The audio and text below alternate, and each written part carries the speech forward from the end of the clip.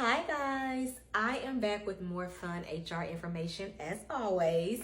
So today we are going to walk through the steps of how to apply for your SHRM certification.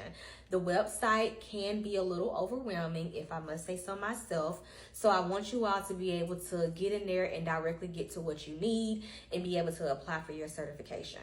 Also, my Basque study guide is still also available for purchasing. Remember, Basque goes over the competencies in HR, and you need to understand the competencies in order to better answer your questions when it comes to the exam. I am also offering one-on-one HR preparation consultations where I have a 1 hour discussion with you and we discuss your current stance on where you are in your studying journey, or if you haven't even began yet, or if you just have questions. I am here to help you in any capacity that I can when it comes to that, as far as it relates to the HR certification. So that link is in my bio now as well. You can click it, purchase a consultation with me, and we can go from there. So now let's get into the fun stuff. All right, you guys. So to get started, you will want to create you an account. It'll be an option whenever you are on the SHRM website, and that is because you have to have an account in order to even apply for the exam. So once you do that and get into your account, you can click this little search button and type in what you need. So right now we are on SHRM Certified Professional, and I got here by clicking the drop down for credentials, and then I chose SHRM-CP, or you can choose SHRM-SCP. Again, like I reiterated before, you do not have to have experience in HR or hold an HR title in order to apply for the SHRM-CP exam. That is only for the SHRM-SCP. So if you come on down, you will find eligibility criteria, and you can click here for more information on it. And although this little patch right here says performing HR or HR related duties, if you click on the eligibility criteria, it will further explain that you do not have to have an HR title or be working in HR in order to apply for the exam. And you have to apply for the exam before you can choose a testing date. Okay. So if you come on up here and it says get certified, you are going to click get started.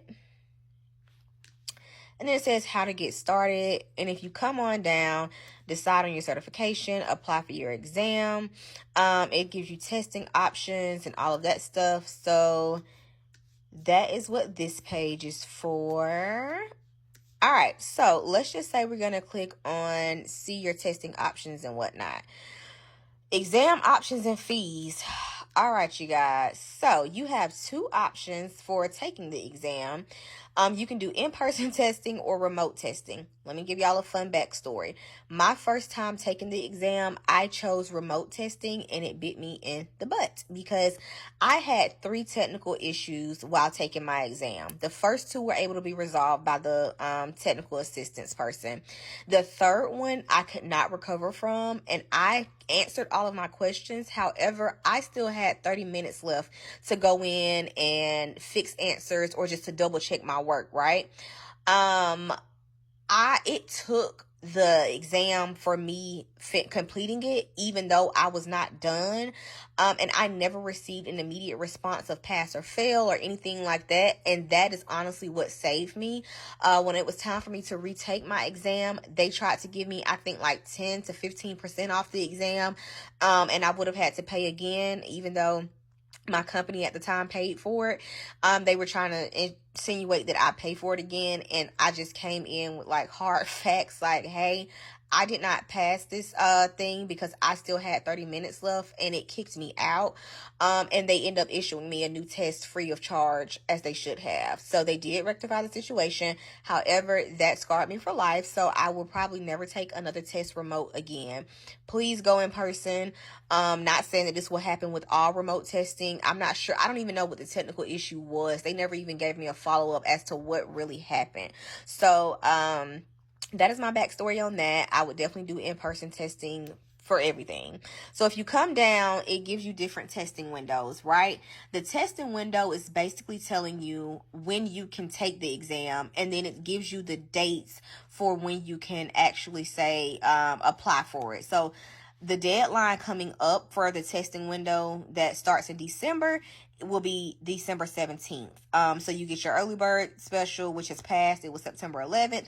And then the deadline in general is going to be December 17th. And that just means if you apply to take the exam, or you choose this testing date, a testing date between December 1st and 15th, you have until December 17th to apply for one of those testing dates. I will say from my own experience, when I applied, because this was my original testing window, I took my first exam like at the end of December. I really wanted to take my exam in February, but all of the slots were gone. So I say the earlier you apply, the better. So if I could go back, I probably would have done the early bird deadline, which would have been September 11th. And my apologies, this is telling you that when applications are being accepted around that time, because remember I said you have to apply before you choose your testing date. Like, you cannot apply if you don't have if you cannot register to take the exam if you have not applied for it yet. So that's what that means. And then on down here you have your fees.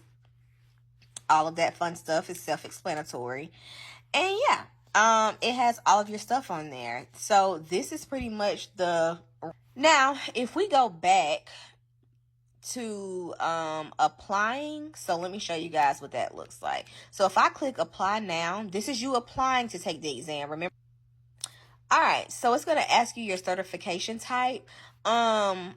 If you come on down, depending on which one you want to take, I am already SHRM-CP certified. So when I click select, it's going to tell me that I am not eligible, right?